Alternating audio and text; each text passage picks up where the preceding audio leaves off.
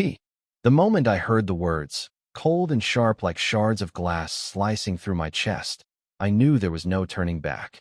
You are nothing but a burden to us, my son's wife hissed, her eyes icy and unforgiving.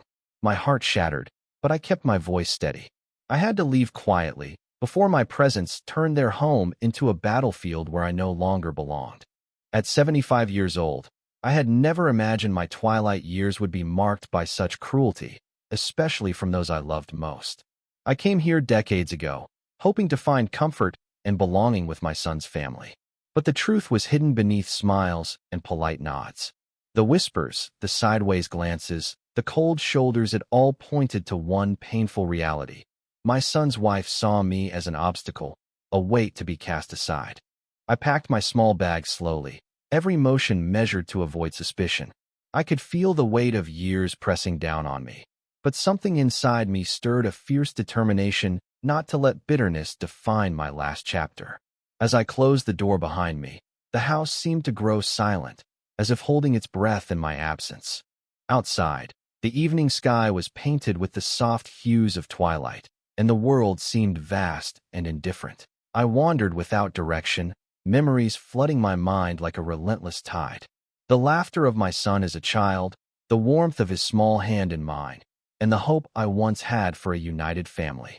But now those memories felt like fragile glass, beautiful but dangerously easy to shatter. The nights were cold, and the loneliness threatened to consume me, but a small spark of hope refused to die. I found shelter in a community center for the elderly, where faces lined with stories welcomed me not with judgment, but with kindness. Here, I began to rebuild, piece by piece, learning that love could be found in unexpected places. Days turned into weeks, and slowly, I found strength I didn't know I had. I started sharing my story, not to seek pity, but to remind myself and others that even in the darkest times, dignity and self-worth remain unbroken. My son's wife had tried to erase me from their lives, but I refused to vanish quietly into the shadows. Instead, I chose to walk forward with courage, embracing a future shaped by resilience rather than resentment. This is my story, a testament to the enduring spirit of the elderly, a reminder that age does not diminish our capacity for hope, love, and renewal. The dawn broke cold and gray, filtering through the narrow window of the community shelter where I had spent the night. The soft hum of voices and the occasional clatter of dishes created a strange comfort, a contrast to the silence I had grown used to at my son's house. It was here, in this humble room filled with worn chairs and the muted laughter of strangers, that I faced the reality of my situation. How had it come to this? Only a few weeks ago, I was a mother and grandmother with a place in a warm home. Now, I was a ghost, drifting through the edges of a life that once felt secure. My son's wife, that woman I had once tried to befriend, had orchestrated a plan so cruel and cold it left me breathless with disbelief. At first, I hadn't seen the signs. Subtle things, like the way she questioned every small expense I made, or how my son's visits became less frequent, shorter, less genuine. I had tried to believe they were just busy or distracted.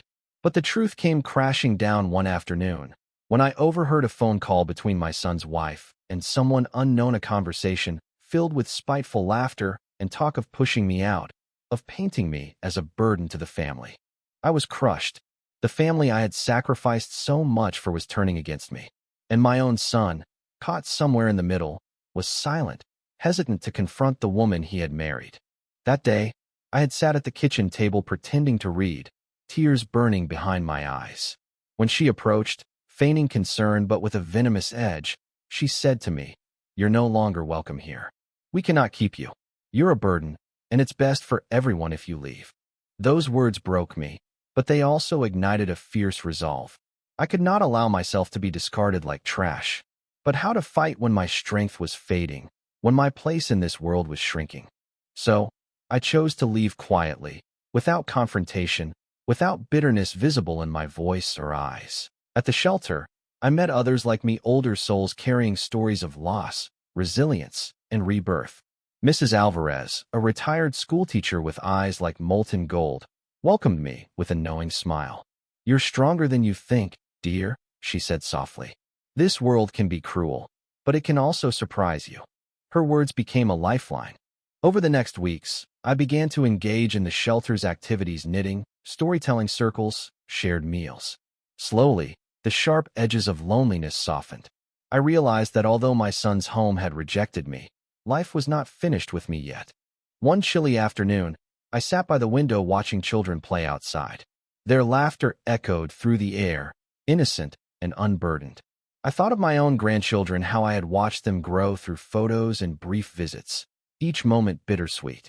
My heart ached for the family I had lost, but also swelled with pride.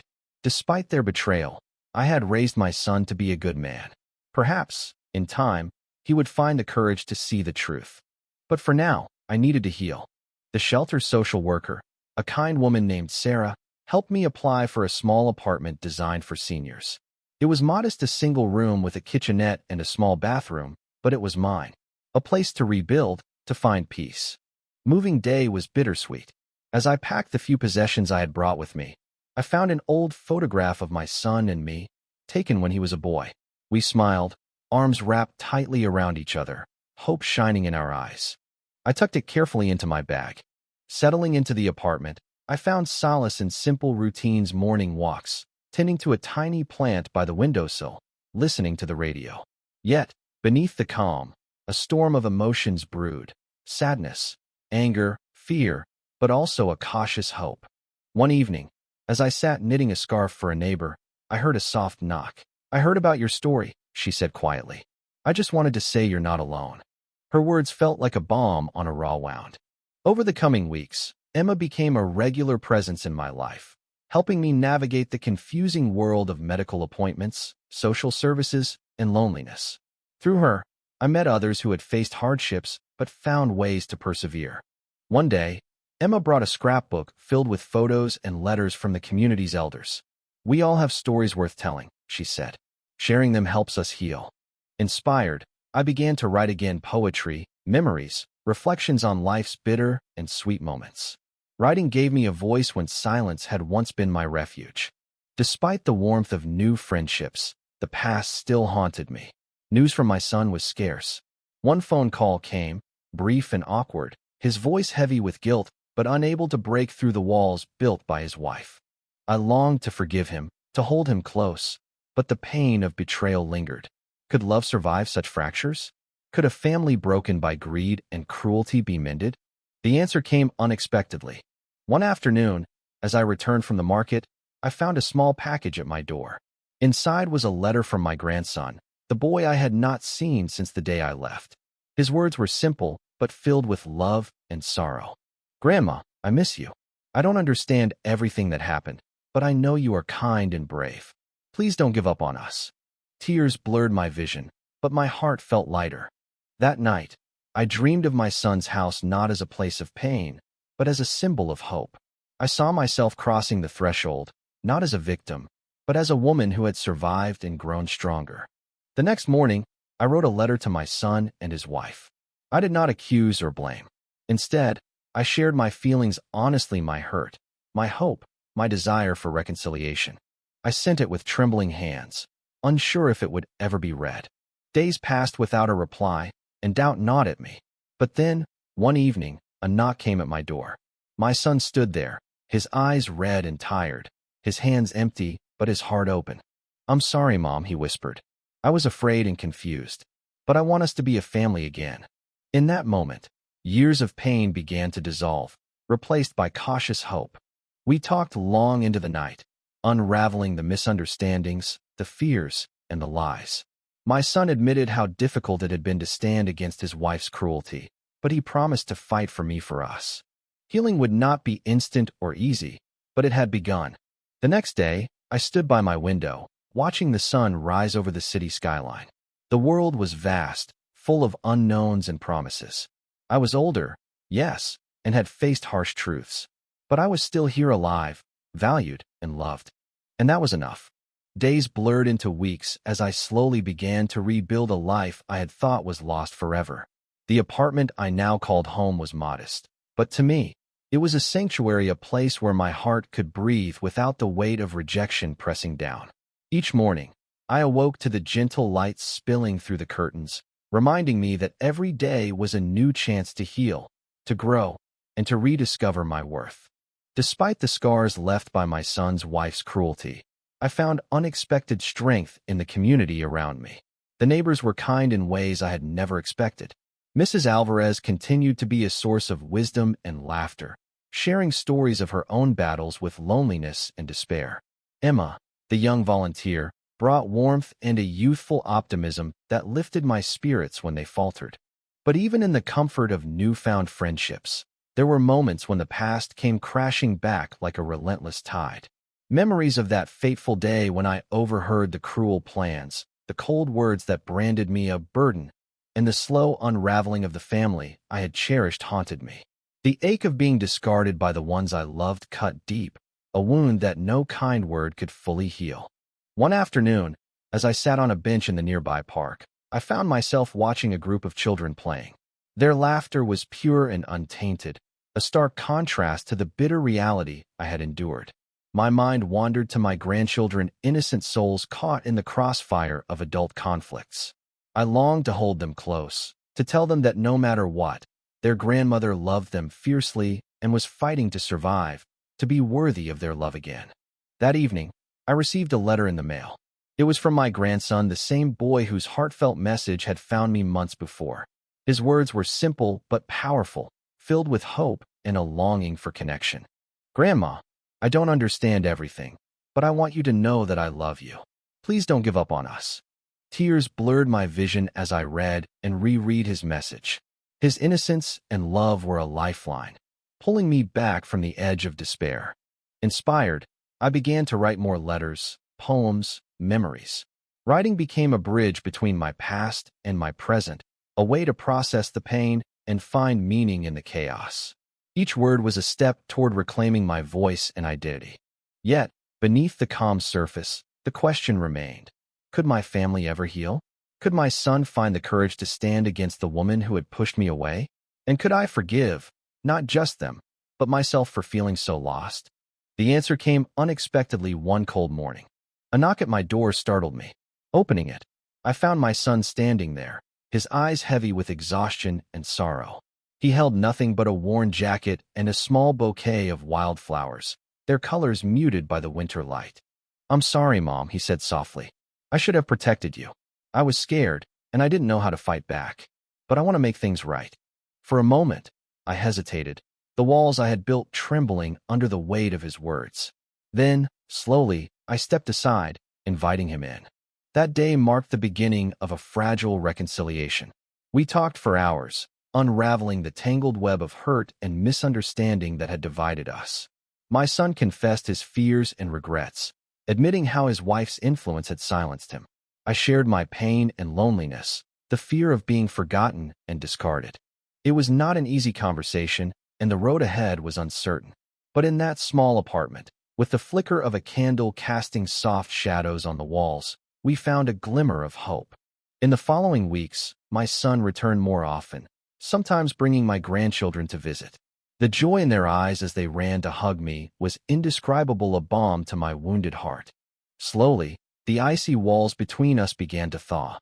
However, the path to healing was not without obstacles. My son's wife remained a presence, her coldness and hostility a constant reminder of the pain I had endured. Yet, with my son's growing resolve, cracks began to appear in the facade she had carefully constructed. One afternoon, during a rare family gathering, tensions flared. Words were exchanged, sharp and cutting. But this time, I stood firm, no longer the frightened elderly woman who had left quietly. I spoke with dignity and strength, confronting the lies and cruelty that had threatened to destroy us. The room fell silent, the air heavy with the weight of truth. And in that silence, something shifted. Time passed, bringing small victories and quiet moments of peace. I found myself laughing again, sharing meals with friends, and planning for a future that felt full of promise. One evening, as I watched the sunset from my apartment window, I realized that though my journey had been painful and uncertain, it had taught me the true meaning of resilience and love. I was more than a burden. I was a woman who had faced darkness and chosen to shine.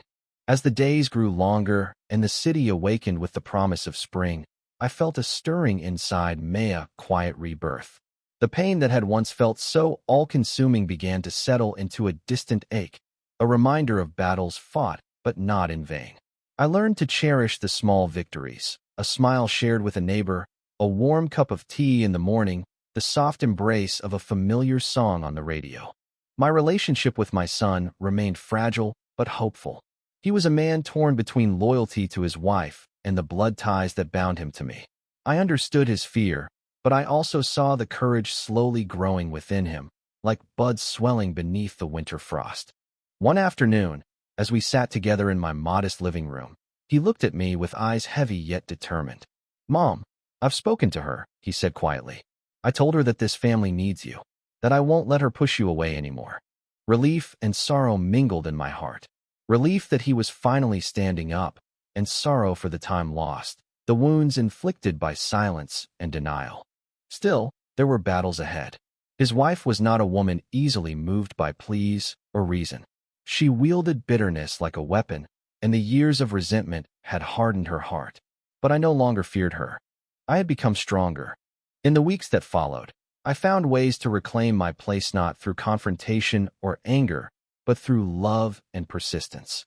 I baked bread and brought it to my grandchildren, watched them play in the park, and listened to their laughter fill the spaces that had once been empty. Slowly, the walls of rejection began to crumble. One evening, as twilight painted the sky in hues of amber and violet, my son called me unexpectedly. "Mom, come home for dinner. Let's try again." My heart fluttered, a mixture of hope and caution. But I knew that forgiveness was a gift I could give, not just to them, but to myself. That night, as I crossed the threshold of my son's home once more, I carried with me the scars of the past, but also a renewed spirit. The woman who had sought to break me was still there, but something had shifted. The air was different, lighter. My grandchildren ran to me, their arms wrapping around my legs. Their innocent joy was a balm to my weary soul. Over the meal, tentative smiles and cautious words replaced the coldness that had once ruled the house. It was not perfect, nor would it be overnight, but it was a beginning. Later, as I sat by the window, watching the stars blink awake, I realized that life's greatest lesson is resilience, the ability to rise, again and again, even when the world tries to break us. I had left that home quietly, but I returned with a roar, the roar of a woman who refused to be erased. Returning to my son's home after so long felt like stepping onto unfamiliar ground. The door was the same, worn by years of weather and hands passing through, yet the atmosphere had shifted. I could sense it tentative, fragile, but real. Inside, my son greeted me with a smile tinged with apology and relief. My grandchildren ran to me, their faces alight with pure joy, innocent of the tensions that once suffocated this house. The woman who had schemed against me watched silently from the kitchen doorway, her eyes unreadable. I took a deep breath and reminded myself that this moment was a beginning, not an end. The evening unfolded slowly, with cautious conversation and small gestures. We talked about the past, not to dredge up pain, but to acknowledge it, to lay it down gently between us. My son's voice was steady but vulnerable as he admitted his mistakes and the fear that had kept him silent. His wife remained distant, yet I sensed a crack in her armor. Perhaps seeing me again, alive and strong, unsettled the narratives she had constructed. Days turned into weeks, and the family's rhythm shifted. Old wounds didn't vanish overnight, but we learned to navigate around them, building new memories on fragile trust. One afternoon, as the sun filtered through lace curtains, I found myself alone with my son's wife. The moment was tense, years of resentment and hurt hanging heavy in the air. "I know I caused pain," she said quietly. "I was afraid. Afraid of losing him, afraid of change." Her voice trembled, and I saw not an enemy, but a woman trapped by her own fears. "I forgive you," I whispered, "but we all must heal." It was a start. Together, we forged a path forward, not perfect, but real. I rejoined family dinners, shared stories and laughter, and even celebrated birthdays.